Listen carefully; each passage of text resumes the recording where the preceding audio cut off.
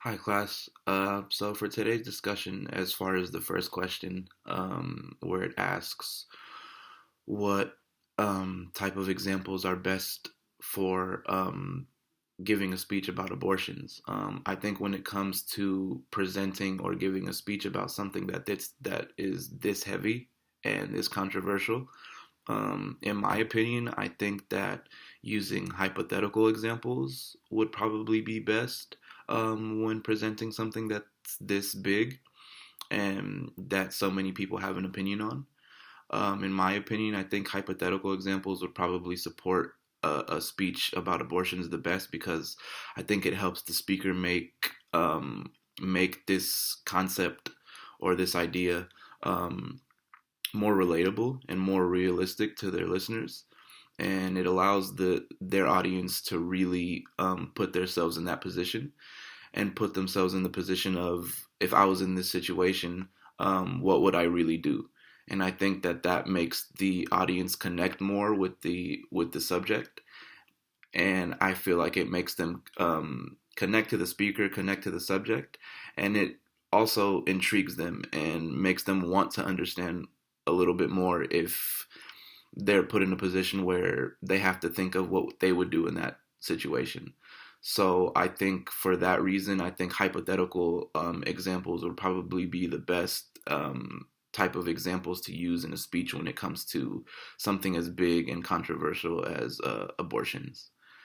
And as far as my position on it, I think that I don't know if this is answering the question or not, but I think I fall like right in the middle. I am pro-life. I do believe that when someone gets pregnant, it is a living thing that's growing inside of you, and I think that I do truly believe that what's growing inside of you and the baby that's growing inside of a woman when she's pregnant, um, it's a living thing, and it has the right to live and to see life just as much as we do. So I am pro-life in that sense, but also I am pro-choice, and I do 100% agree with um, the notion of just us being human beings and our basic right of freedom. I do believe that we should have the choice to make the decisions that we feel is necessary for us and our happiness and what's necessary for our lives. And I think that that shouldn't be stripped away, and you shouldn't be judged for making the decisions you do for your own life. I truly believe that we do deserve the right to make the decisions we want about our bodies, especially women in this case, because it pertains more to them than any other person. And the video speaks about something that I thought was really cool that I should probably get a little bit more educated on after I heard it.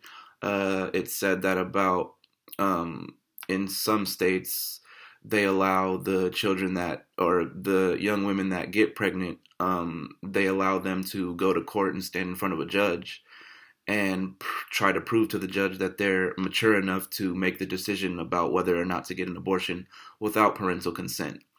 Um, I'm not too sure about how often it happens, but I'm sure when young women get pregnant, their parents probably want to have a say so about whether or not their child keeps the child they're having. So I think that that's a good opportunity that they're affording young women, that they're able to go in front of a judge and really plead their case and prove how mature they are, um, to make their own decisions and to prove that they're mature enough to make such a life changing and life altering decision. And I thought that was really cool, and I definitely look forward to getting more educated about that. But as far as my position, I think I do, at the end of the day, side with the pro choice. I think that it's our right, and I think it is a woman's right to um, make her own decisions and be responsible for the decisions she makes for her body.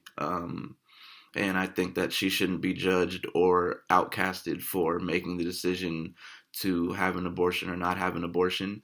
That's up to, I feel like that should be left up to whoever's pregnant, and it should be left up to her, and she should be respected for her for her decision because she made the decision that was best for her life. Only she knows what is good for her, and I don't think any of us have the right to judge the next person.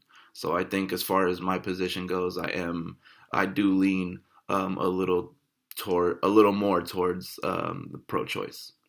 So that's my position. That's the examples that I would use would be hypothetical in this situation. And yeah, thanks for listening.